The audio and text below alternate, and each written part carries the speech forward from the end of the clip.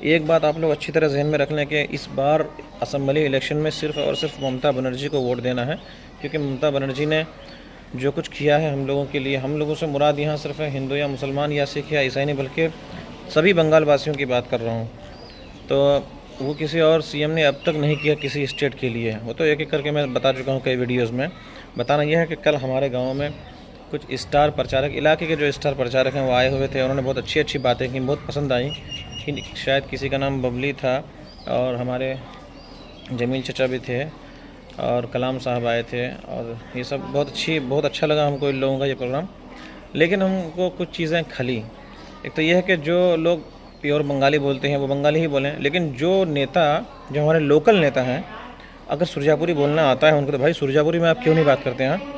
हर किसी को अपने मातृभाषा से प्रेम होता है।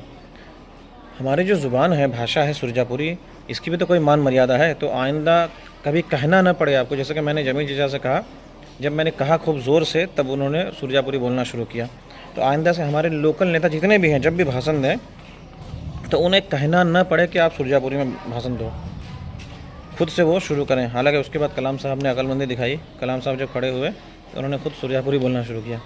उसके अलावा भाई हर उम्र के लोग थे, मैं खुद एक इज़्ज़तदार आदमी हूँ यार। जितनी डिग्रियां मेरे पास हैं शायद कि सिमलिया में किसी और के पास हो, बल्कि होगा ही। मैं चैलेंज के साथ कहता हूँ, सिमलिया में हमारे गांव में तो किसी के पास नहीं होगी इतनी डिग्रियां। तो मैं ये कहता हूँ मेरे जैसा आदमी वहाँ खड़ा था, मेरे साथ खैर मैं खड़ा रह लूँगा, क्योंकि मैं हमेशा तालिब इल्म ही हूँ। मैं हमेशा अपने आप को स्टूडेंट समझता हूँ, तो मैं खड़ा भी रह लूँगा, तो कोई दिक्कत नहीं है। मैं अपनी मर्ज़ी से खड़ा होता हूँ। लेकिन मेरे अलावा तकरीबन 100-150 लोग ऐसे थे जो खड़े थे वहाँ। उसमें बच्चे भी थे, बूढ़े भी थे, नौजवान थे, जवान थे। तो हमारे यहाँ के जितने टीएमसी के नेता हैं, ख़ास तौर से टीएमसी के नेता, मैं उन्हें कहना चाहूँगा कि भाई थोड़ा इस सब का आप लोग ध्यान रखो, मेंटेनेंस का। नहीं होता है तो हमसे कहो, कहीं कुछ खर्चा वर्चा की ज़रूरत हो पैसे वगैरह की, तो हमसे बोलो ना, मैं दे दिया करूँगा पैसे। लेकिन आप लोग कम से कम मेंटेनेंस अच्छा करो। कुर्सियाँ और मंगवा लेते, क्यों? कुर्सियों की अगर कमी थी तो और कुर्सियाँ मंगवा लेते, भाड़ा लगता मैं देता आपको। लेकिन कोई भी काम करो तो अच्छी तरह से करो, ढंग से करो।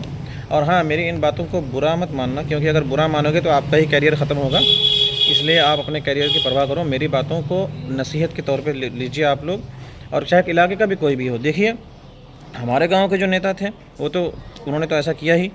इसके अलावा बाहर के जो नेता आए थे उनको भी समझ में नहीं आया, वो भी एक बार बोल देते कम से कम कि अरे जो यहाँ के जो जिम्मेदार लोग हैं, वो लोग जितना लोग खड़े हैं उनके बैठने का इंतज़ाम करो। वो लोग भी नहीं बोले। उनके लिए भी मेरी ये नसीहत है कि भाई आप लोग जहाँ कहीं भी जाओ, अगर इस तरह की बदनज़मी देखो तो उसके बारे में थोड़ा सोचो, ठीक है? आपको लोग रहनुमा समझते हैं आप लोगों को, और आप लोग अगर इस तरह बदनज़मी कीजिएगा तो ये गलत बात है।